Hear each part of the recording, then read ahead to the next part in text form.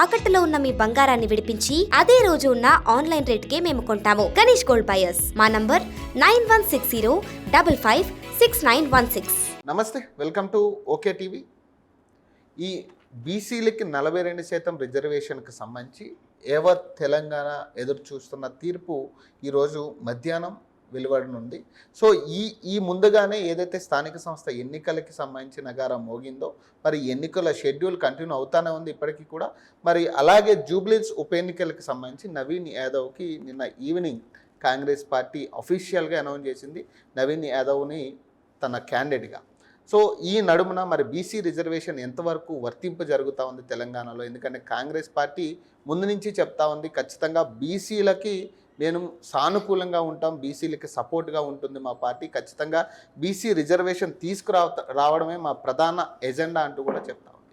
So దీని గురించి మనతో మాట్లాడడానికి హేమ జిల్లోజీ గారు, Aam Aadmi party women wing, అలాగే కంటెస్టెడ్ ఎమ్మెల్యే రాజేందర్ నగర్ మాట్లాడే ప్రయత్నం చేద్దాం. ఏం చెప్తారు దీనికి సంబంధించి? నమస్తే మేడం. నమస్తే అండి. సో చాలా రోజుల తర్వాత మనం కలవడం జరిగింది. సో ఈ బీసీ రిజర్వేషన్ అని ఒక ట్యాగ్ ఏదైతే ఇప్పుడు నడుస్తూ ఉందో, బీసీలకు ఖచ్చితంగా ప్రాధాన్యత ఇవ్వాలి రాజకీయంలో, మరి ఇస్తున్న పరిస్థితులు కనపడతా ఉన్నాయి కాంగ్రెస్ పార్టీ? ఇస్తున్నారా అన్నట్టు అంటే ఇది ఒక స్ట్రాటజీ అని చెప్పాలి. ఎందుకంటే ఎలక్షన్ ముందట తను వచ్చేసి ఇప్పుడు రేవంత్ రెడ్డి గారు వచ్చిన తర్వాత ఏదైతే గ్యారంటీస్ అన్నాడో అవి దాంట్లో వచ్చేసి ఇంప్లిమెంట్ చేసే దాంట్లో ఫెయిల్ అయిపోయాయి ప్రతి ఒక్క విషయం. Even bus also 6 months back పెంచాడు, మళ్ళీ ఇప్పుడు ఈ మధ్యలో మొన్నటి కూడా పెంచాడు. సో ఈ విధంగా ఉన్నప్పుడు తను ప్రజలలో వచ్చేసి తన మీద నెగిటివ్గా ఉంది కాబట్టి ఆల్రెడీ తను వచ్చేసి రిజర్వేషన్ అనేది కూడా తీసుకొస్తాను. ఇప్పుడు దీని ముందట 2 years ముందట నువ్వు రాగానే అది చేయకపోయావు. క్వశ్చన్ అది చేయలే. ఆల్రెడీ వచ్చేసి లోకల్ బాడీ ఎలక్షన్స్ అన్నీ బంద్ చేశావు. సో ఇప్పుడు నువ్వు ఒక స్ట్రాటజీ యూజ్ చేస్తున్నావు తప్ప దానికి మించి ఏమీ లేదు అనేది. ఒకవేళ ఇవ్వాలి అనుకుంటే నీ చేతుల్లో ఉంది కదా ప్రభుత్వం ఉన్నప్పుడు, మరి నువ్వెందుకు వచ్చేసి సీఎం పదవిని తీసుకున్నావు? బీసీ వర్గానికి ఇవ్వకపోయావా? లేకపోతే వచ్చేసి మెయిన్ రోడ్స్ కానీ ఎవ్రీథింగ్ ప్రతి ఒక్కటి వచ్చేసి గీతారెడ్డి ఉంటుంది, ఉత్తమ్ కుమార్ రెడ్డి ఉంటారు, ప్రతి ఒక్కరు రెడ్డీసే ఉంటారు. ఈ రెడ్డిస్ గ్రూపే ఉంటారు తప్ప మిగతా వాళ్ళకి ఎందుకు వెళ్ళదు. ఒకసారి మనం గూగుల్లో కొట్టినా కూడా అది అందరికీ తెలిసిన విషయమే. ప్రతి మెయిన్ పోస్టులన్నీ తనకు ఎందుకు ఇచ్చాడు? నిజంగానే నీకు సిద్ధశుద్ధి ఉండి 42 రిజర్వేషన్ వచ్చేసి బీసీకి ఇవ్వాలి అని నీకు ఉండుంటే నువ్వు ముందే ఇది ఎందుకు దాంట్లో వచ్చేసి కనీసం 50% ఇవ్వపోయావా? లైక్ 40% అన్నావు, పోనీ 40% ఇచ్చినా కానీ అరే దీంట్లో చేసావు కాబట్టి దీంట్లో ఇంప్లిమెంటేషన్ చేయడానికి నువ్వు ట్రై చేస్తున్నావు అని చేసి జనాలు నమ్ముతారు. సో జనాలను మభ్య పెట్టి ఏదో పబ్బం గడుపుకొని ఇప్పుడు ఎలక్షన్స్ ఉన్నాయి కాబట్టి ఆ ఎలక్షన్ల కోసం వాడుతున్న ఒక స్టెంట్ తప్ప ఇది ఏమీ లేదు అనేది జనాలకు అందరికి తెలుసు. అది కొంతమంది ఎలా అనుకుంటారంటే లైక్ చేస్తున్నారు అనుకుంటారు. మూర్ఖులు ఉంటే మనం ఏం చేయలేము కదా, మూర్ఖత్వంగా ఆలోచిస్తారు. కొంతమంది వచ్చేసి రియాలిటీగా చూస్తుంటారు. సో దాన్ని ఎంతవరకు మనం వచ్చేసి ఇప్పుడు రేవంత్ రెడ్డి గారు ప్రజల కోసం అది 42 రిజర్వేషన్లు ఇవ్వాలి అని చెప్పి బీసీల కోసం పోరాడుతున్నారని ఎలా అనుకోవాలి? అందరికి తెలుసు కదా. సో ఈ విధంగా ఉంది. కానీ అంటే బీసీలకి సపోర్ట్ చేసే పార్టీ అనే కదా ఇప్పటికి వాళ్ళు చెప్తుంది. ఖచ్చితంగా 42% ఎన్ని అడ్డంకులు వచ్చినా మేము 42% ఇవ్వడానికి సిద్ధంగా ఉన్నాం. ఒకవేళ కోర్టు తీర్పు ఏమొచ్చినా కానీ రేపు కావాలంటే మళ్ళీ సుప్రీంకోర్టుకైనా వెళ్తాం, కానీ కాకపోతే బీసీ రిజర్వేషన్ ఇచ్చాక స్థానిక సంస్థ ఎన్నికలు అంటున్నారు. కానీ ఒక పక్క షెడ్యూల్ నడుస్తూనే ఉంది. ఏం చెప్తారు? ఇప్పుడు హైకోర్టులో ఉందన్నట్టుగానే సుప్రీంకోర్టు వచ్చేసి మీరు హైకోర్టులో తేల్చుకోండి అని పంపించారు. ఇప్పుడు నిన్న వచ్చేసి ఇంకేం రాలేదు, ఈరోజు వస్తుంది. సో మనకేంటి అని తెలుస్తుంది. నీ ఇష్టానికి అసలు నీ చేతిలో ఉన్నదాన్ని నువ్వు చెయ్యలేకపోయావు కదా. అన్ని రెడ్డిస్ వాళ్ళకి నువ్వు ఎందుకు ఇచ్చావు? ఫస్ట్ ఆఫ్ ఆల్ నీ చేతిలో ఉంది. నువ్వు 40% అయినా నువ్వు బీసీ వర్గాలకు ఇతర వర్గాలకు సమానంగా చూసుంటే నువ్వు చేస్తున్నావు అని చెప్పేసి అనుకోవాలి. ఊరికే స్ట్రాటజిక్గా యూజ్ చేసుకొని మాత్రమే నువ్వు మళ్ళీ హైకోర్టు సుప్రీంకోర్టుకి వెళ్ళిన తర్వాత ఎలక్షన్ నువ్వు పెట్టేస్తావు. ఏదేమైనా పర్వాలేదు, వాళ్ళు స్టే ఇచ్చినా కూడా నేను పెట్టేస్తావు. వాళ్ళు లోకల్ బాడీస్ వాళ్ళు వచ్చేసి ఎలక్షన్ కండక్ట్ చేస్తారు. తర్వాత ఏం చేస్తారు? స్టే ఇవన్నీ లైక్ కోర్టులలో కేసులు ఎంత వరకు నడుస్తాయని అందరికి తెలిసిన విషయంలో ఇయర్లు పోతుంటాయి. ఆల్రెడీ వచ్చేసి మనకి సర్పంచ్ ఎలక్షన్లో ఆపి 2 years వస్తుంది. సో దీన్ని కూడా నువ్వు కంటెక్ట్ చేసిన వాళ్ళు వచ్చేసి పిచ్చోళ్ళలాగా కూర్చొని నేను గెలిచినా అని చెప్పి కూర్చొని వెయిట్ చేస్తుండాలి తప్ప నువ్వు దానికి వచ్చేసి వాళ్ళ పోస్టులు వాళ్ళకి ఇవ్వడానికి రూల్ లేదు. ఎందుకంటే స్టే దాంట్లో కోర్టులో ఉన్నప్పుడు నువ్వు ఎలా ఇవ్వగలుగుతావు?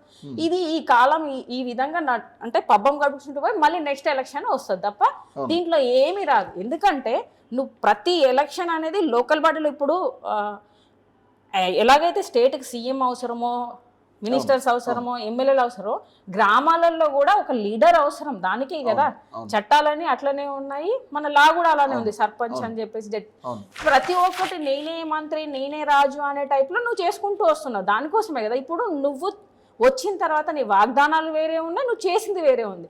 నీకు ఎగెనిస్ట్గా ఉంది, ప్రభుత్వం వచ్చేసి పడిపోయే అవకాశం ఉంటుంది అని చెప్పేసి ఇవన్నీ నీకు చేస్తున్నా తప్ప, ఇది నువ్వు వచ్చేసి బీసీ వర్గాలకు చెయ్యాలి అని చెప్పేసి బీసీ ఒకరు నేను న్యాయం చేస్తాను, నేను వాళ్ళ సైడ్ ఉంటా అన్నప్పుడు ఒకటి లాస్ట్ అంటే మనం ముందు ఆలోచించాలి. నీ చేతిలో ఉన్నదాన్ని నువ్వు ఎందుకు ఇవ్వలేదు? ఓన్లీ పిచ్చోళ్ళని చేస్తున్నారు. ఎందుకంటే నెక్స్ట్ ఎలక్షన్ రావాలి, అప్పుడు వచ్చేసి ఈ బీసీ రిజర్వేషన్ నేను తీసుకొచ్చినా అని నెక్స్ట్ ఎలక్షన్ల కోసం పోవాలి. అంటే నెక్స్ట్ ఎలక్షన్ స్ట్రాటజీ అంటారు ఇదంతా. స్థానిక సంస్థ ఎన్నికల్లో 42% అమలు అయ్యే పరిస్థితులు కనపడట్లేదా? ఇప్పటికిప్పుడైతే 100% కావు, 100%. ఇప్పుడు ఒకవేళ తీసుకొచ్చి వీళ్ళు నేను ఏదైనా పర్వాలేదు, ఆ కోర్టు ఏమి తీర్పిచ్చినా నేను తీసుకొస్తా అంటే కోర్టు ఖచ్చితంగా ఆపుతుంది. ఆపినప్పుడు ఏమవుతుంది, వీళ్ళు ఇన్ని డబ్బులు ఖర్చు పెట్టుకొని జడ్పీటీసీ కానీ ఎంపీటీసీ వాళ్ళు, జిహెచ్ఎంసీ వాళ్ళు నిలబడ్డా, కార్పొరేటర్ నిలబడ్డా కూడా అది ఎక్కడి వరకు వస్తుంది? ఇది చేస్తావు, నెక్స్ట్ జిహెచ్ఎంసీ ఎలక్షన్లో ఆపనైనా ఆపుతావు, లేదు అది కూడా వచ్చేసి పెట్టాల్సి వస్తుంది. పెట్టాల్సి వచ్చిన తర్వాత నువ్వు వాళ్ళ పోస్టులు వాళ్ళకి ఇవ్వవు, అంతే కదా. ఇప్పటికీ ఆల్రెడీ రిజర్వేషన్ రాదు. ఇది నెక్స్ట్ మళ్ళీ ఒక స్ట్రాటజీ యూజ్ చేసుకొని నేను తీసుకొస్తా అని చెప్పేసి అయినా పోతే ఖచ్చితంగా అయితే లా అనేది ఒప్పుకోదు. 42%. అంటే బీజేపీ వాళ్ళు ఏం చెప్తా ఉన్నారండి ఇక్కడ, బీజేపీ బండి సంజయ్ కావచ్చు ఎవరైనా, 42%లో ఏదైతే ముస్లిం ఓటర్స్ ఉన్నారు కాబట్టి మేము దాన్ని కన్సిడర్ చేయట్లేదు అని ఓపెన్గా వాళ్ళు చెప్తా ఉన్నారు.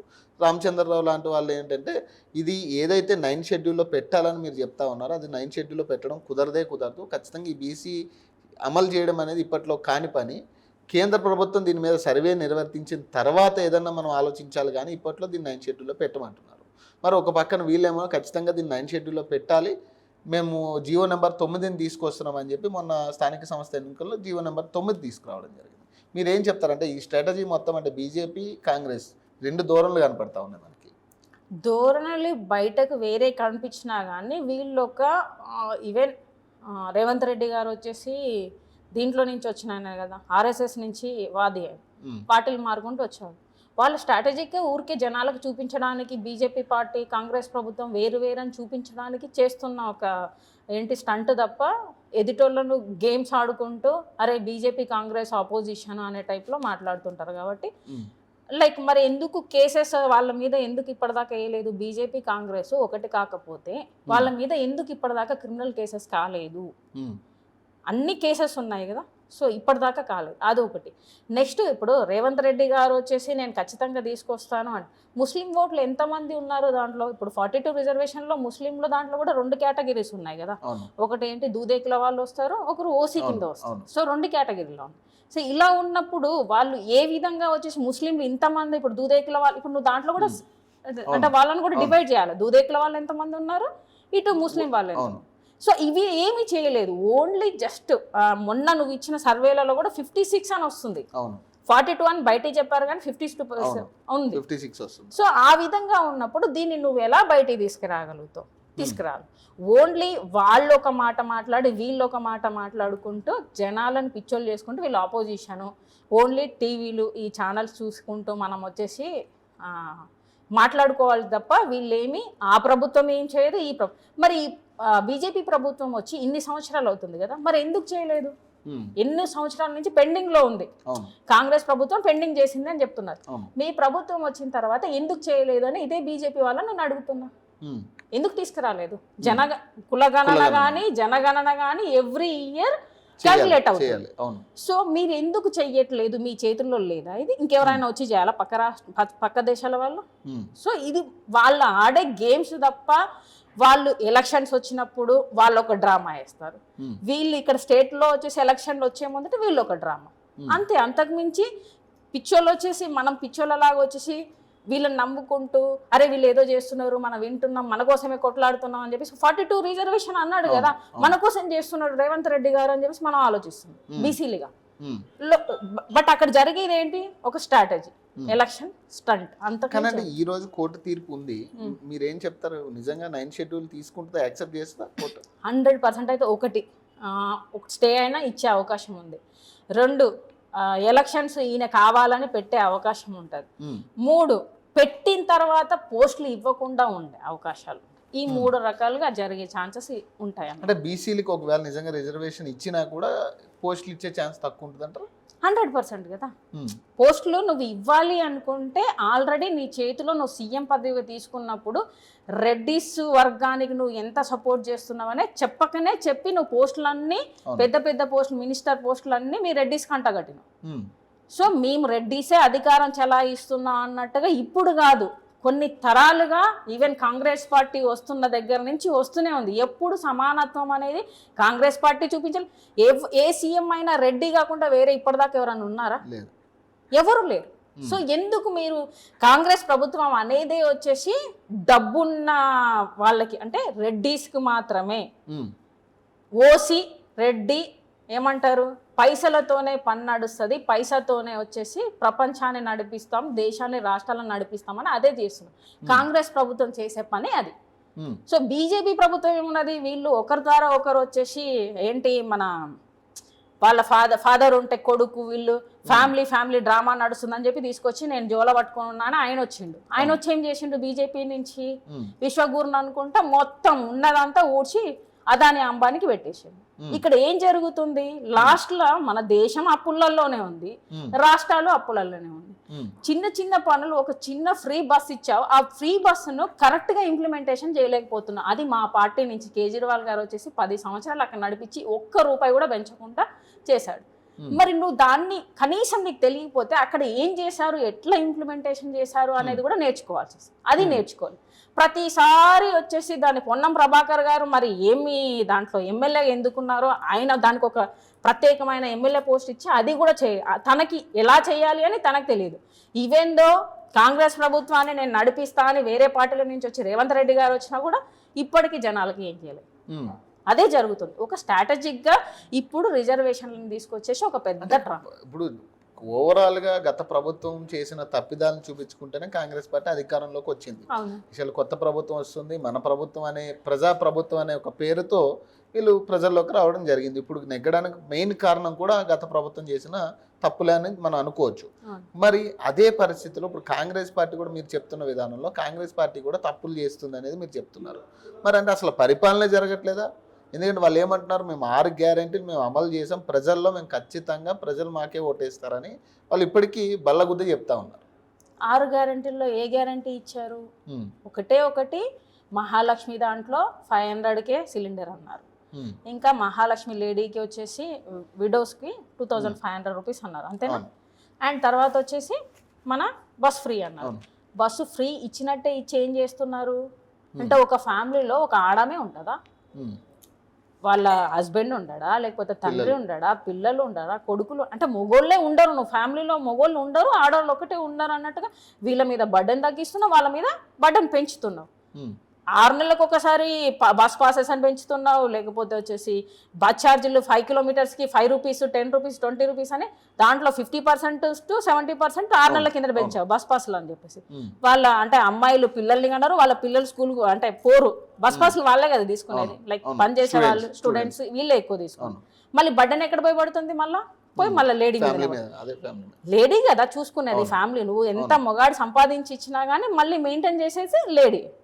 సో హోమ్ మినిస్టర్ లేడీ అంటారు, నువ్వు తీసుకుపోయి మళ్ళీ మహాలక్ష్మికే బడ్డన్ వేస్తున్నావు. మరి ఇదేం స్ట్రాటజీ? ఏమి ఇచ్చావు? పోనీ లైక్ అంతకుముందు వచ్చేసి ఆ ప్రభుత్వం వచ్చేసి రైతు బంధు అని చెప్పేసి ఎకరాలు ఉన్న వాళ్ళకి వచ్చేసి ఇచ్చేసావు రైతు బంధు. 2 ఎకరాల కంటే మించి ఉంటే అసలు ఇవ్వకూడదు. అలాంటిది ఆ ప్రభుత్వం, ఎందుకంటే తను కేసీఆర్ గారు వచ్చేసి కోట్లు కూడా పెట్టుకున్నారు కాబట్టి తనకు రైతు బంధు కింద తనకు రావాలి కాబట్టి చేసేసుకున్నారు. ప్రతి ఒక్కటి ఇది ఫ్యామిలీ ఉప్మాలు తిన్నట్టు వచ్చేసి గవర్నమెంట్కి వచ్చిన తర్వాత సీఎం పదవి ఎక్కిన తర్వాత వాళ్ళు ఇప్పుడు గత ప్రభుత్వంలో వాళ్ళు ఏంటి రాజకీయంలో వచ్చిన తర్వాత సీఎం కాకముందు వాళ్ళ ఆస్తి విలువ ఎంత, వాళ్ళ ఫ్యామిలీది కానీ ఆ పార్టీలో ఉన్న వాళ్ళది కానీ, ఈవెన్ వచ్చిన తర్వాత వాళ్ళ ఆస్తుల విలువ ఎంత. ఇప్పుడు వీళ్ళది కూడా ఒకసారి చూస్తే తెలుస్తుంది కదా. 100 కోట్లు ఖర్చు పెట్టి వచ్చావేమో ఎలక్షన్లకి నేను సీఎం అవ్వాలని చెప్పేసి. ఇప్పుడు నువ్వు ఏం చేస్తున్నావు, ప్రతి ఒక్క దాన్ని మూసీ నది సుందరీకరణ అన్నావు, దాంట్లో ఎంత స్కామ్ అయిందని అందరికి తెలిసిన విషయమే, జనాలందరూ అంటున్నారు కదా ఇప్పుడు కూడా మూసిన సుందరీకరణ చేస్తామంటున్నారు కదా. అదే దాంట్లో ఎవరికి ఇచ్చారు మళ్ళీ? రాహుల్ గాంధీ బామ్మారిదికే వచ్చేసి అది మళ్ళీ ఇచ్చారు. సో దాని అదంతా వాళ్ళ కిందనే వస్తుంది. మళ్ళీ వీళ్ళు ఏంటిది మొన్న హైడ్రా అని చెప్పి తీసుకొచ్చారు. మరి హైడ్రాజా అంటే చాలా మంది లేని వాళ్ళు, ఏదో మిడిల్ క్లాస్ వాళ్ళు సంపాదించుకొని కట్టుకున్న వాళ్ళు ఏకాఏకిన పోయి నైట్ కూలగొట్టేసాం. మరి నీ తమ్ముడిల్లు తిరుపతి రెడ్డిది గారిది, ఆయన కూడా హైడ్రాలో ఉంది. మరి నువ్వు ఎందుకు దాన్ని ఆపలేకపోయి నీ సొంత ఇల్లు ఫస్ట్ కొట్టుకోవాలి కదా, కూలగొట్టుకోవాలి. అది చేయకుండా ఎదుటి వాళ్ళు అది కూలగొడుతూ నీ దానికి వచ్చేసరికి స్టే ఆర్డర్ అని చెప్పేసి అది ఇది వచ్చిందని చెప్పేసి మా పెడతాం. ఏం జరుగుతుంది? అదే మొన్న కూడా మన బీజేపీ నుంచి కూడా జిఎస్టీ తగ్గిస్తున్నాం, సామాన్యులకి భారం తగ్గుతుందని చెప్పి నిర్మలా సీతారామన్ గారు ప్రెస్ మీట్ పెట్టి మరి చెప్పడం జరిగింది కదా. మరి ఇది మంచి పరిణామం అనుకోవచ్చా?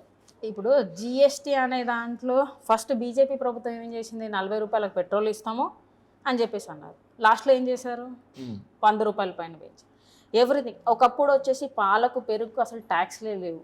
ఏం చేసింది, పెరుగు పాలకు కూడా ట్యాక్స్ లేవు. ఇప్పుడు ఏదో నేను ఇచ్చినట్టు ఇచ్చేసి ఈవెన్ లాస్ట్ ఏంటిది మన సినిమాకి పోయి పాప్కార్న్ తిన్నా దాంట్లో చీజ్ ఉంటా కూడా చీజ్కి వేసే రకాలు వీళ్ళు ఏం తగ్గిస్తారు, ఏం చేశారు? పోనీ నువ్వు ఇంత వారం పెట్టి జనాల దగ్గర నుంచి పీల్చి పిక్కి చేసావు, లాక్కున్నావు కదా ట్యాక్సెస్ అనే పేరుతోని. 18% నుంచి 25%, 30% కూడా వేసావు కొన్ని దాంట్లో. పోనీ దేశానికి అప్పు లేకుండా ఏమైనా చేశారా ఈ బీజేపీ ప్రభుత్వం? మరి జిఎస్టీ మంచి విషయం కదా, జిఎస్టీ తగ్గించడం. ఇప్పుడు సామాన్యంగా ఎవరైనా ఉప్పు పప్పు కొనుక్కోవాలంటే వాళ్ళకి జిఎస్టీ తగ్గితే ఖచ్చితంగా ఖర్చు తగ్గే పరిస్థితి ఉంటుంది కదా. సరే బ్రదర్, ఇప్పుడు రోజు మీరు రెగ్యులర్గా రేషన్ తీసుకుంటారా? లైక్ ఇంట్లో ఉన్న సామాన్లు తీసుకుంటాం కదా. సో దాంట్లో మీరు వెళ్ళి ఏదైనా తగ్గినట్టుగా అనిపించిందని ఒకసారి వెళ్ళి చూడండి. ఈవెన్ పామ్ ఆయిల్ దగ్గర నుంచి, ఈవెన్ పప్పుల దగ్గర నుంచి ఒక్కటి కూడా తగ్గలేదు. నేను నిన్న కూడా వెళ్ళేసి వచ్చాను. అంటే అమలు కావట్లేదు. అమలు ఏది ఇంప్లిమెంటేషన్ ఎక్కడ ఉంది? ఊరికే ఆమె వస్తుంది పాప్కార్న్ మీద జిఎస్టీ అంటది, లేకపోతే అన్నిటి మీద జిఎస్టీ తగ్గించినా అంటది. అంతకుమించి తను వచ్చేసి రియల్గా చెప్పాలంటే తను ఒక లేడీగా వచ్చేసి జనాలు ఎలా బర్డెన్ అనుభవిస్తున్నారు ఇదంతా పోయి మళ్ళీ ఎక్కడ పడుతుంది, లేడీస్ మీదనే పడుతుంది. సో ఒక లేడీగా ఉన్న ఆమె ఇవన్నీ తెలియకుండానే మాట్లాడుతుందా, లేకపోతే ఏదో వాళ్ళు చెప్పిరని చెప్పేసి 4 మాటలు ఇంగ్లీష్లో వస్తాయని చెప్పేసి పోయి ఆడ కూర్చొని ఆమె మాట్లాడుతుంది నిర్మలా సీతారామన్. అంతకుమించి వచ్చేసి జనాల గురించి వీళ్ళు ఆలోచించేటట్టయితే ఇప్పుడు మన దేశం మీద అప్పు ఉండకూడదు ఫస్ట్ ఆఫ్ ఆల్. ఎందుకంటే నువ్వు దేశాన్ని కాపాడుతా అని చెప్పేసి వచ్చావు, బడ్డన్ తీస్తా అని చెప్పేసి వచ్చావు, 40 రూపాయలు పెట్రోల్ అన్నావు, వాట్ ఎవర్ ఇట్ ఈస్ ఏది కానీ నేను తగ్గిస్తా అని చెప్పేసి వచ్చావు. కానీ అన్ని రకాలుగా ఈవెన్ సిలిండర్ రేటు కూడా అప్పుడు 400 రూపాయలు ఉంటే ఇప్పుడు ఎంత ఉన్నది, 1000 రూపాయలు దాకా వచ్చింది. సో ఇవన్నీ పెంచుకుంటూ వచ్చి జనాల రక్తాన్ని పీల్చి కూడా నువ్వు వచ్చేసి అప్పు ఎంత చేసావు? అప్పుడు అప్పు ఎంత? 40 సంవత్సరాలలో పాలించిన కాంగ్రెస్ది అప్పు ఎంత? 11 సంవత్సరాల నుంచి పాలించిన అప్పు ఎంత? సో ఇంత జనాల నుంచి ట్యాక్స్. ఇప్పుడు నేను ఎక్కువ సంపాదిస్తే నా దగ్గర ఎక్కువ డబ్బు ఉండాలి కదా. నేను ఎక్కువగా సంపాదించాను, నా దగ్గర ఎక్కువ డబ్బు ఉండాలి. ఎందుకంటే దేశం దగ్గర ఉన్న ప్రజల దగ్గర నుంచి నేను డబ్బులు ఎక్కువ తీసుకొని నా దగ్గర పెట్టుకున్నప్పుడు దేశంలో అప్పు లేకుండా ఉండాలి. అప్పులు ఉన్నాయి, పోనీ జనాలకి ఏమైనా తక్కువ చేసావా? అది చేయాలి. ఈ డబ్బంతా ఎక్కడ పోయింది, ఎవరి జేబులలోకి పోయింది? అన్ని ప్రైవేటీకరణ చేసినావు. ఏది అదాని వచ్చేసి 6వ ప్లేస్లోనే 7వ ప్లేస్లో ఉంటే తీసుకొచ్చి ముందు ప్లేస్లో పెట్టా, ఫస్ట్ ప్లేస్లో. మరి ఓన్లీ అదాని ఒక్కడేనా ఈ దేశం అంటే? వేరే మనుషులంతా కాదు, ఓన్లీ అదాని. సెకండ్ ప్లేస్లో అంబానీ ఉంటారు. అంటే ఓన్లీ అదాని అంబానీ దేశంలో ఉంటే వాళ్ళ కోసమే బీజేపీ ప్రభుత్వం కానీ మోడీ ప్రభుత్వం కానీ పనిచేస్తుంది. మిగతా వాళ్ళ కోసం ఇది కామన్గా అందరికీ అర్థమవుతుంది. ఎంతసేపు వచ్చేసి ఈ యూట్యూబ్ యూనివర్సిటీ ఒకటి ఉంటుంది, వాళ్ళ గురించి అన్నీ మంచి చెప్పుకుంటూ పోతూ ఉంటారు. పిక్చర్లలాగా కొంతమంది ఎలా ఉంటుందంటే మనము ఐ కనెక్ట్ చేసుకొని ఐతో చూసిందే నమ్ముతాం. రియాలిటీ అనేది చూసింది నమ్ముతాము. రియాలిటీ అని చెప్పేసి ఆలోచించే అంత టైము ఇప్పుడు లేదు ప్రజల దగ్గర. అంత ఏంటిది ఈ దేశం ఏం చేస్తుంది అనే కొంతమంది టైం కేటాయించి. అందుకే కదా ప్రజాస్వామ్యంలో ఉన్నట్టు వీళ్ళని ఎంచుకోవడం జరుగుతుంది. మేమంతా ఇవన్నీ చూసుకోలేము, మేము సంపాదించి మీకు ట్యాక్సులు కడతాము, మేము మమ్మల్ని చూసుకుంటారా అని చెప్పేసి. అంటే ఏం చేస్తున్నారు ఈ ప్రభుత్వాలు, రాష్ట్ర ప్రభుత్వాలైనా కేంద్ర ప్రభుత్వాలు ఎంతసేపు వాళ్ళ జేబులు నింపుకుంటూ, వాళ్ళ ఫ్రెండ్స్ జేబులు నింపుకుంటూ వాళ్ళ కోసం పనిచేస్తున్నారు. ఎందుకంటే వీళ్ళకి గద్దె కావాలి అంటే వాళ్ళ జేబులు నింపాలి. ఇది జరుగుతుంది. అంతకు మించి వచ్చేసి ఏ ప్రభుత్వం, బీజేపీ ప్రభుత్వం వచ్చి ఏమీ చేయలేదు, కాంగ్రెస్ ప్రభుత్వం వచ్చి ఏమీ చేయలేదు. ఉన్నదాన్ని పెంచుకుంటూ పోయారు, దేశంలో రాష్ట్రాలలో అప్పులు చేసుకుంటూ పోయారు. ఇంకా 4 రోజులు పోతే ఖచ్చితంగా వచ్చేసి ఈ మోడీ గారు బయట దేశానికి అమ్మడంలో ఫస్ట్లో ఉంటారు. ఇది జనాలకు అర్థం కాదు. ఎందుకు అంటే యూట్యూబ్ యూనివర్సిటీ వాళ్ళకి ఎంతసేపు ఒకప్పుడు ఛానల్స్ అన్నీ ఎలా ఉండేటి, నిజాన్ని మాత్రమే, ఏది 4వ సింహం అంటే ఏంటిది అంటే పోలీసు, ఇంకొకటి ఏంటంటే దీంట్లో వీళ్ళు ఉంటారు, న్యూస్ ఛానల్ ఉంటారు, వాళ్ళకు బిస్కెట్ల లాగా వచ్చేసి డబ్బులు పారేస్తున్నారు బీజేపీ ప్రభుత్వం, వాళ్ళను కొనేస్తున్నారు. వాళ్ళు ఏం మాట్లాడరు ఇప్పటిదాకా. గత 10-11 సంవత్సరాలుగా ఏదైనా నిజాన్ని బయట పెట్టిన ఏదైనా ఛానల్ ఉందా? ఇప్పటిదాకా ఉండదు. దీంట్లో మనకి ఒకటి ఏమొచ్చిందంటే ఈ లాక్డౌన్ తర్వాత యూట్యూబ్ రావడం వల్ల కొంచెమైనా జనాలకి వాస్తవాలు తెలుస్తుంది. యూట్యూబ్ దాంట్లో కూడా వచ్చేసి నిజాలు తెలిసినాయి. మొన్న ఏం చేశాడు ఈయన రేవంత్ రెడ్డి గారు, వాళ్ళ మీద కూడా సోషల్ మీడియా కూడా వాళ్ళని కూడా బ్యాన్ కేసులు వేసి ఇవన్నీ చేసినాయి. ఎందుకంటే నిజాలు బయటికి రావద్దు కదా, బయటకు వస్తే జనాలకు తెలుస్తుంది, మళ్ళీ వీళ్ళ పోస్టులు పోతాయి. ఇదే జరుగుతుంటది. ఇక్కడ జరిగేది ఏంటంటే బీజేపీలో RSSలో ఉండి పార్టీలు మారుకుంటూ వచ్చి మళ్ళీ బీజేపీ వీళ్ళు లోపల మళ్ళీ బీజేపీ మనం మొన్నటి దాకా డెవలప్ అయ్యి ఉంది. ఏది మన ల్యాండ్ రైట్స్ కానీ ఎట్లున్నాయి గత ప్రభుత్వం ఉన్నప్పుడు. మరి ఈ ప్రభుత్వం వచ్చిన తర్వాత నువ్వు అన్ని కరెక్ట్గా చేస్తా అన్నప్పుడు మళ్ళీ మొత్తానికే పడిపోయాయి. ఇప్పుడు ఎక్కడ పెరుగుతున్నాయి? ఆంధ్రాలో పెరుగుతుంది. ఎందుకు పెరుగుతున్నాయి? మళ్ళీ ఆంధ్ర సీఎం చంద్రబాబు నాయుడు గారు మళ్ళీ ఈయన దోస్తులేనా, ఓటుకు నేటు కేసులో బయట లోపల పోయి ఇచ్చిన వాళ్ళనే. నేను ఇక్కడ డెవలప్ చేయకుండా కూర్చుంటా, నేను జనాలంతా పీల్చుకుంటూ కూర్చుంటా, నువ్వు అక్కడ వచ్చేసి డెవలప్ చేయి, నీకు పేరు వస్తుంది, నేను సీఎం పోస్ట్ను అనుభవిస్తాను. ఇదే జరుగుతుంది. అంతకు మించి వచ్చేసి రాష్ట్ర ప్రభుత్వం ఏం చేయదు, కేంద్ర ప్రభుత్వం ఏం చేయదు, ఎవ్వరేం చేయలేదు. మనం పిచ్చోళ్ళలాగా వచ్చేసి వీళ్ళ మాటలు వినుకుంటూ లోపల జరిగే రాజకీయం ఇది ఉంటుంది, బయట జరిగే రాజకీయం వచ్చేసి జనాలు అర్థం చేసుకోవడానికి టైం పడుతుంది. ఫస్ట్ ఆఫ్ ఆల్ మన చదువుకునే దాంట్లో ఏంటంటే అసలుకి లా ఏంటిది, ఎలా మనం వెళ్ళాలి, ఎందుకంటే మన కోసమే కదా చట్టాలు ఉన్నది. ఇప్పుడు ఈ ఒక ఎమ్మెల్యేని ఎంచుకున్నప్పుడు అతను పని చేయకపోతే మన ఆపోజిషన్లో ఉన్న వాళ్ళు ఒక 50%, 100%లో 50% అని ఓట్స్ తనకు గెలిస్తేనే, తనకు పడితేనే ఆయన ఎమ్మెల్యే అవుతాడు. ఇంకో 50% పీపుల్ ఏం చేయాలి, ఒకవేళ పని చేయకపోతే ఎమ్మెల్యే మీద రిట్ పిటిషన్స్ వేసేసి ఈయన పని చేయట్లేదు అని చెప్పాలి. Every confidence. ఎందుకు చేయట్లేదు జనాలు? ఈ కోర్టులలో కేసులు వేస్తే అవి ఎప్పటిదాకా దిగుతాయో, మళ్ళీ 5 సంవత్సరం వస్తుంది, 5 సంవత్సరాలు మళ్ళీ ఎలక్షన్లు వస్తాయి, ఇవన్నీ మాకెందుకురా అని చెప్పేసి వీళ్ళు అనుకుంటారు. ఎందుకు ఈ చట్టం కూడా ఎలా ఉన్నదంటే ఇప్పుడు అక్కడ జడ్జెస్ తక్కువ ఉన్నారు, సో దానివల్ల వర్క్ జరగదు. ఇది కొన్ని సంవత్సరాలు ఇది రిపీట్ అవుతుంటుంది తప్ప.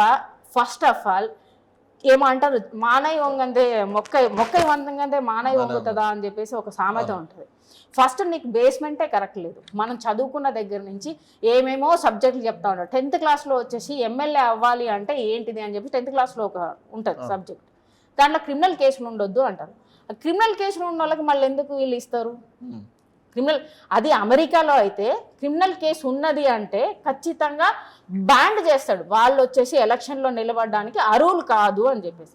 కానీ మన దేశంలో మన రాష్ట్రాలలో ఏంటంటుంది, మర్డర్ కేసున్నా మానభంగం కేసున్నా కూడా మళ్ళీ వీళ్ళకి వచ్చేసి ఎమ్మెల్యేకు కంటెస్ట్ చేయొచ్చు, ఎంపీగా కంటెస్ట్, సీఎంగా కూడా ఉండొచ్చు. ఓటుకు నేటు కేసులో వచ్చేసి లోపల పోయి అనుభవించి ఆయనే ఒప్పుకున్నాడు, అవును నేను చేసినా అని. ఎవరు వాళ్ళ ఫ్రెండ్ నాన్న చంద్రబాబు గురించి, మరి ఆయన కూడా సీఎం అవుతాడు. ఎలా ఉంది మరి మనది వచ్చేసి బేస్మెంట్ అనేది, మన స్టడీ అనేది అది నేర్పిస్తే జనాలందరికీ అర్థమవుతుంది. ఇప్పుడు అమెరికా, బ్రిటన్ లాంటి దేశాలు ఎందుకు మంచి చట్టాలన్నీ కరెక్ట్గా ఉంటాయి, లా అనేది కరెక్ట్గా ఇంప్లిమెంటేషన్ ఉంటుంది, ప్రతి ఒక్కటి ఉంటుంది. మన దగ్గర ఎందుకు ఉండే లూప్ హోల్స్ ఉంటాయి, ఇక్కడ ఏమీ ఉండదు. జనాలకు లా గురించి చెప్తే ఏమవుతుంది, వాళ్ళు క్వశ్చన్ అడుగుతారు. సో స్థానిక సంస్థ ఎన్నికలు వస్తున్నాయి, ఎన్నికల షెడ్యూల్ ఆల్రెడీ యథాతథిగా ఈ రోజు నుంచి 9వ తారీఖు నుంచి రెడీగా ఉంది, జరుగుతూనే ఉంది. ఒక పక్క బీసీ రిజర్వేషన్కి సంబంధించి అది పెండింగ్లో ఉంది. మరి ఇది కంటిన్యూ అవుతానే ఉంటుంది. మరి ఎట్లా ఉండబోతుంది స్థానిక సంస్థ ఎన్నికలు? ఈ రోజు మనకి వాట్ ఎవర్ ఇట్ స్టే ఇస్తారా, లేకపోతే దాన్ని డ్రాగ్ చేసేసి అది అలానే నడుస్తుంటుంది, నా ఇష్టానికి నేను ఏది ఎలా ఉన్నా నేను ఎలక్షన్ పెడతా అని చెప్పేసి తను అన్నాడు. ఎలక్షన్ పెడతాడు. పెట్టిన తర్వాత ఏమైతుంది, గెలిచిన వాళ్ళు గెలిచినట్టుగా ఉంటారు తప్ప వాళ్ళు వచ్చేసి వాళ్ళకి పదవులు అనేది ఉండవు. అది అట్లనే అర్థం. మళ్ళీ నెక్స్ట్ GHMC ఎలక్షన్స్ వస్తాయి, సేమ్ అదే సిచ్యువేషన్ అయితే కాలం కాస్త అయిపోయి మళ్ళీ 5 years అంటే 3 years వచ్చేసిన తర్వాత మళ్ళీ ఎలక్షన్స్ వస్తాయి. ఇది తప్ప వచ్చేసి దీంట్లో రియాలిటీగా ఈ లోకల్ బాడీ ఎలక్షన్లు కానీ లైక్ జిహెచ్ఎంసీ ఎలక్షన్స్ కానీ దీనివల్ల ఒరిగేదైతే ఏమి ఉండదు అనేది ఇప్పుడు వాదన. అది మనము జనాలకి తెలియంది ఏంటంటే ఇదే జరగబోతుంది. నెక్స్ట్ ఆ కాలం అంతా అయిపోయిన తర్వాత నేను మళ్ళీ తీసుకొస్తా అని చెప్పి మళ్ళీ ఏదో ఒక గేమ్ ఆడతాడు, ఒక స్ట్రాటజీ యూజ్ చేస్తారు మిస్టర్ రేవంత్ రెడ్డి గారు. ఇదే జరగబోతుంది తప్ప ఇంకేమీ కాదు. మరి జూబ్లీహిల్స్ పరిస్థితి ఏంటంటే, నేను నవీన్ యాదవ్ని టికెట్ కన్ఫర్మ్ అయింది, బీఆర్ఎస్ నుంచి కూడా మాగంటి సునీత గారు, మాగంటి గోపీనాథ్ సతీమని ఆమె తిరుగుతూ ఉన్నారు. ఏం చెప్తారు దీనికి? జూబ్లీహిల్స్ ఉప ఎన్నిక ఎలా ఉండబోతుంది? ఇప్పుడు దేశంలో పెద్ద ఎత్తున నడుస్తున్నది ఏంటి అంటే ఓటు కేసు అంటే ఓట్ చోర్ అని చెప్పేసి మన రాహుల్ గాంధీ ప్రతి దగ్గర ట్విట్టర్ ఓపెన్ చేసినా ఎవ్రీ సోషల్ మీడియా ఓపెన్ చేసినా అదే ఎక్కువ వస్తుంటుంది. మరి ఓట్ చోర్ అని చెప్పేసి అన్నప్పుడు మరి ఇక్కడ ఆల్రెడీ వచ్చేసి ఎలక్షన్ కమిషన్ నుంచి ఇవ్వాల్సిన ఓటర్ కార్డ్స్ మరి నవీన్ యాదవ్ గారు ఎందుకు ఇచ్చారు? ఆ కేసులో వచ్చేసి 4 days బ్యాకే వచ్చేసి కేసు బుక్ చేసేసారు. మరి ఆయనకి నిన్న వచ్చేసి ఎలక్షన్ లో వచ్చేసి తనకి కాంగ్రెస్ పార్టీ నుంచి తనే కంటెస్ట్ చేయబోతున్నారు అని చెప్పేసి మీరు పర్మిషన్ ఇచ్చారు. మరి ఇది ఎలా చేయబోతున్నారు? ఓన్లీ వచ్చేసి లైక్ అక్కడ ఉన్న గేమ్స్ ఆడడం అంటారా? ఒకవైపు మీరే ఓట్ చోర్ అంటారు, ఒక సైడ్ మీరే ఓట్ చోర్ చేసుకుంటూ ఎలక్షన్ కమిషన్ ఇవ్వాల్సింది మీరే ఇచ్చిరంటే దాంట్లో ఓట్లను మీరే అంటే మీరు చేసేసి ఓట్లను ఇచ్చారనుకో అంటే ఓట్స్ మీరే రెడీ చేశారు అనుకోవాలా? అక్కడ మాక్సిమం సెక్యులర్స్ ఎక్కువ ఉంటారు, 100% సెక్యులర్స్ ఎక్కువ ఉంటారు, ముస్లిమ్స్ ఎక్కువ ఉంటారు. సో వీళ్ళని వచ్చేసి నువ్వు గ్రాప్ చేయడానికి నీకు ఓట్స్ కావాలి కాబట్టి నువ్వు ఇది చేసినావు అని చెప్పేసి ఖచ్చితంగా అనుకోవాల్సిన సిచ్యువేషన్ ఉంటుందండి. ఎదుటోడు తప్పు చేస్తున్నాడు అని చెప్పేసి ఒక ఏళ్ళు చూపెడుతున్నావు ఉన్నావు, మళ్ళీ నువ్వెందుకు తప్పు చేసినావు అంటే నువ్వు సీట్ ఎందుకు ఇచ్చావు? ఫస్ట్ ఆఫ్ ఆల్ అంటే మీ పార్టీలో ఇంకెవరు లేరా? మొన్నటిదాకా వచ్చేసి చాలా జనాలకు వచ్చేసి పబ్లిసిటీ చేసి చిరంజీవి గారు వస్తున్నారు అని చెప్పారు. లాస్ట్లో వచ్చేసి మళ్ళీ పోనీ నువ్వు నవీన్ యాదవ్కి ఇవ్వాలి అనుకున్నప్పుడు ముందు కేసు అయిన అతన్ని ముందే అయింది కదా. నువ్వు నిన్న ఇవ్వక ముందే వచ్చేసి క్యాండిడేట్ని డిక్లేర్ చేసే ముందే వచ్చేసి ఈ కేసు ఉంది. కేసు ఉన్న వాళ్ళకి ఎలా ఇస్తున్నావు? అసలు చట్టాలు ఎలా పోతున్నాయి, ఏం నడుస్తుంది ఏమీ అర్థం కాదు జనాలకి. ఎంతసేపు మన ఇండియాలో మన రాష్ట్రాలలో మర్డర్లు, మానభంగాలు క్రిమినల్ కేసు వాళ్ళకే మేము పదవులు కట్టబెడతాము, మేము క్యాండిడేట్స్ చేస్తాము అనే ఒక స్ట్రాటజీ క్రియేట్ చేసేసి ఇదే రూలు అని చెప్పేసి మన ప్రభుత్వాలు కానీ మన చట్టాలు కానీ తీసుకొస్తున్నాయి. చట్టాన్ని కరెక్ట్గా వాడుకుంటే ఇదంతా కాదు. సో అంటే ఏం జరగబోతుంది అంటే మీ అంచనా ప్రకారం మరి స్థానిక సంస్థ అది ఏదైతే లోకల్ బాడీ ఎన్నికలతో పాటు ఇది జరగబోతుంది ఉప ఎన్నిక. సో ఆల్రెడీ మనం కంటోన్మెంట్ ఎమ్మెల్యే చనిపోయినప్పుడు కూడా అప్పుడు ఉప ఎన్నిక పెడితే కాంగ్రెస్ పార్టీ గెలిచింది. సో ఇప్పుడు అదే నమూనా కంటిన్యూ అవుతుందా లేకపోతే ఏంటి పరిస్థితి? అధికార పార్టీ గెలిచే ఛాన్సులు ఎక్కువ ఉంటాయా? ఇప్పుడు అధికార పార్టీ గెలవడానికే కదా ఓట్ చోరు అనే టైప్లో వచ్చేసి ఇప్పుడు ఓట్లన్నీ పంచిపెడుతున్నావు. నువ్వు గెలవలేవు అనేది నీకు తెలుసు. కాంగ్రెస్ ప్రభుత్వం ఇప్పుడు ఏం చేస్తా, ప్రతి సోషల్ మీడియా ఓపెన్ చేస్తే ప్రతి దాంట్లో రేవంత్ రెడ్డికి వచ్చేసి అక్షింతలు పడతాయి తప్ప మీన్స్ వెధవా ఏం చేయలేదు ఇవే ఉంటాయి. లేడీస్ తిట్టిన వాళ్ళు ఉన్నారు, అందరు తిట్టిన వాళ్ళే ఉన్నారు. అంటే నువ్వు నెగిటివ్గా ఆల్రెడీ ఉన్నావు, నీ ప్రభుత్వానికి కాంగ్రెస్ ప్రభుత్వానికి నెగిటివ్ ఉంది. సో అది తెలిసిన విషయమే. దాన్ని నువ్వు వచ్చేసి ఇక్కడ నేను గెలవాలి అంటే నేనేం చేయాలి? నా దగ్గర కొన్ని దొంగ ఓట్లన్నీ కలుపుకొని నేను గెలవడానికి అక్కడ ప్రయత్నం చేయాలి. అదే నేను చేస్తున్నాను. బీజేపీని అంటుంది కదా ఓట్ చోరీ నువ్వు ఇప్పుడు కాంగ్రెస్ ప్రభుత్వం కూడా చేస్తుంది అని చెప్పాలి కదా. ఎందుకంటే నువ్వు అక్కడ ఓట్ చోర్ అన్నావు, అన్ని లిస్టులు తీసావు. ఇప్పుడు మరి నవీన్ యాదవ్ గారు 300 ఓటర్ కార్డులు ఇచ్చారు అని చెప్పేసి మీరే కేసు ఫైల్ అయింది కదా. మరి అదేందో తేల్చేదాకా మరి ఈయనకి ఇవ్వకుండా ఇంకెవరికైనా ఇవ్వచ్చు కదా. మరి ఎందుకు ఈయనకే ఇస్తున్నారు? మరి ఇది ఎందుకు ఇప్పుడు బయటకు వచ్చింది? ఓట్ చోర్ అని చెప్పేసి మీరు ఒక పెద్ద ర్యాలీ తీస్తున్నారు, పెద్ద హ్యాష్ ట్యాగ్ లో చేస్తున్నారు. మరి అదే విషయం మీ పార్టీకి వచ్చేసరికి ఇది ఇంప్లిమెంటేషన్ అవ్వదా? సో ఏం జరుగుతుంది అనేది జనాలు ఆలోచించాలి. మనం అంటే జనాలు ఎంతసేపు వచ్చేసి వీళ్ళకి చెప్పేసి ఊరికే ఖాళీగా కూర్చునే దానికంటే మన దేశం ఎక్కడ పోతుంది, మన రాష్ట్రం ఎక్కడ పోతుంది, మన కాన్స్టిట్యున్సీ ఎక్కడ పోతుంది, మన గ్రామాలు ఎక్కడ పోతున్నాయి అని ప్రజలు ఆలోచించినప్పుడే ఇవన్నీ కరెక్ట్. 100% ఓట్ చోరీ అవుతుందా? ఇప్పుడు 100%. ఇప్పుడు బీజేపీ ప్రభుత్వం గెలవడానికి ఆమ్ ఆద్మీ పార్టీ పైన లేని కేసులను వేసి ఈవెన్ సత్యేంద్ర జయంతి మీద వచ్చేసి 3-4 years బ్యాక్లో కేసేసి 3 సంవత్సరాల్లో జైల్లో పెట్టిన తర్వాత ఇప్పుడు మాకు ఏం దొరకలేదని చెప్పేసి కొట్టేశారు. దానివల్ల ఏం జరిగింది? తన 3 సంవత్సరాల కెరియర్ నాశనం అయిపోయింది.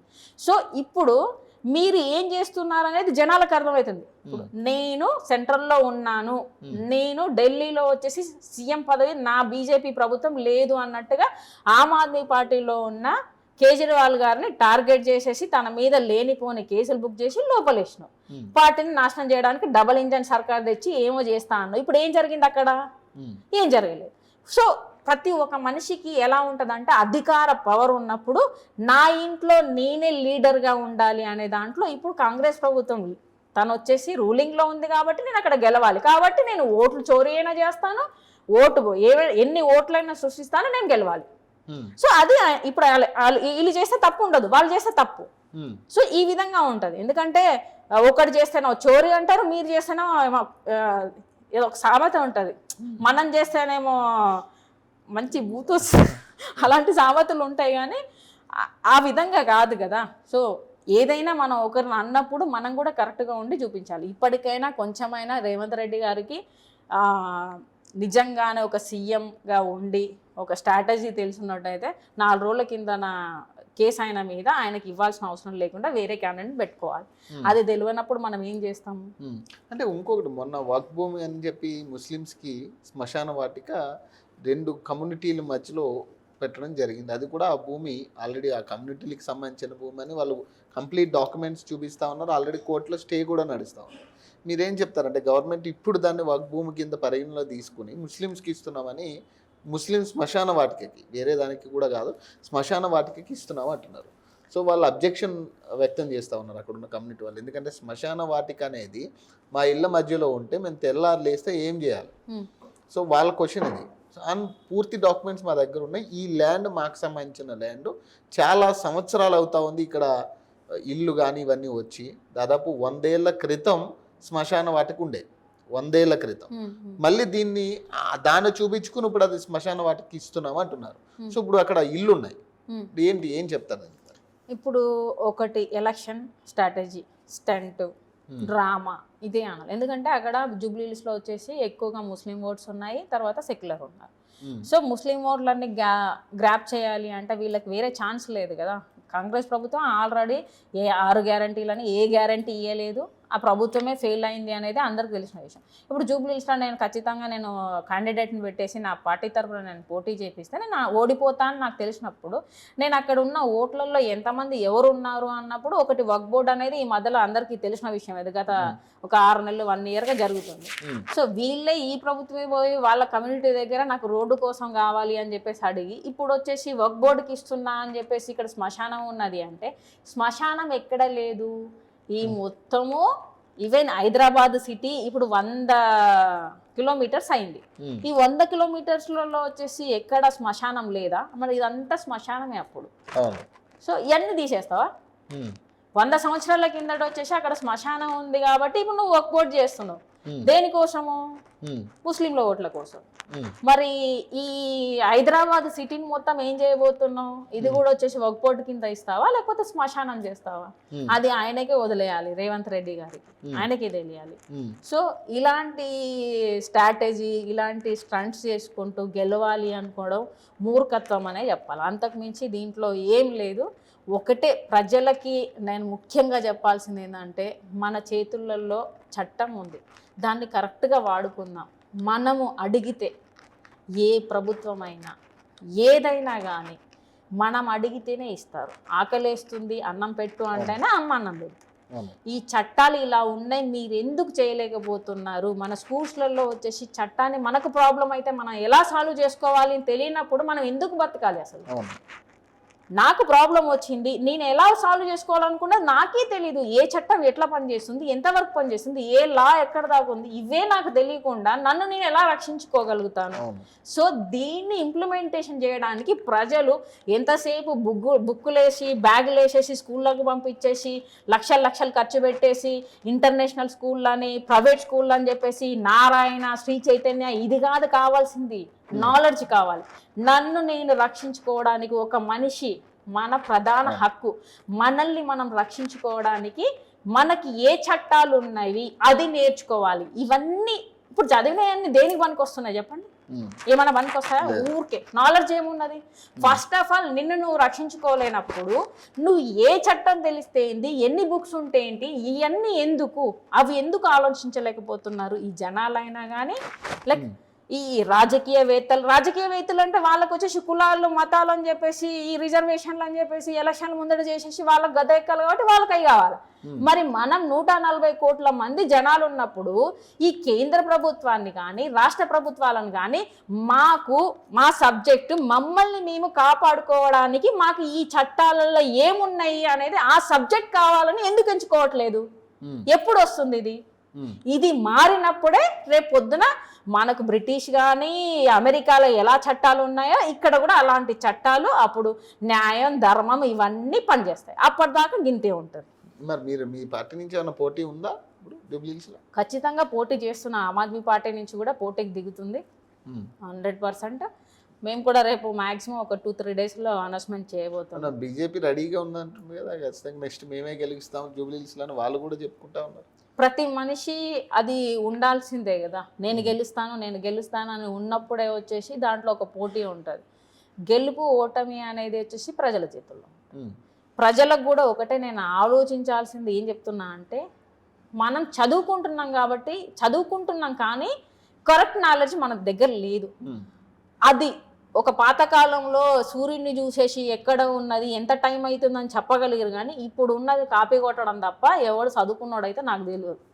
అలా ఉన్నంత వరకు ఈ ప్రభుత్వాలు అంటే బీసీ ట్యాగ్ లైన్ ఇప్పుడు బీజేపీ కూడా వాడుతుంది కదా, బీసీ ట్యాగ్ లైన్ వాడుతుంది 100%. ప్రతిదీ ఇప్పుడు వాట్ ఎవర్ ఇట్ ఈస్, ఇప్పుడు ఎలక్షన్లు వస్తున్నాయంటే ఈ స్టంట్ వాడుతుంది కదా. వాడుకొని నేను ఇది చేస్తా అంటే వీళ్ళిద్దరు ఏదో మాట్లాడుతున్నారు, వీడు చేస్తాడో తెలియదు జనాలకి, ఎటొస్తే అటు ఓట్లేస్తారు. అసలు ఏం జరుగుతుంది అక్కడ అబ్జర్వేషన్ ఉంటే కదా ఏంటి పర్టికులర్గా దీనివల్ల ఏం లాభం వస్తుంది, దీనివల్ల ఇప్పుడు 42 రిజర్వేషన్ అంటే మరి మిగతా వాళ్ళు ఉన్నారు వాళ్ళకేంటి అని చెప్పేసి వాళ్ళు కూడా ఆలోచించాలి కదా. సో ఇవన్నీ ఎక్కడ ఆలోచిస్తారు? అంత టైం లేకనే కదా మేము ఎంచుకున్నది. లక్షలు వచ్చేసి జీతాలు ఇచ్చుకుంటా ఎమ్మెల్యేలకు ఎంపీలకు మినిస్టర్లకు వీళ్ళందరికి ఇచ్చుకుంటూ మరి వాళ్ళకి ఆ టైం లేదు అనే మీరేం చేస్తున్నారు? వాళ్ళని సంకనాకిస్తారు. మరిన్ని అప్డేట్స్ కోసం చూస్తూనే ఉండండి ఓకే టీవీ.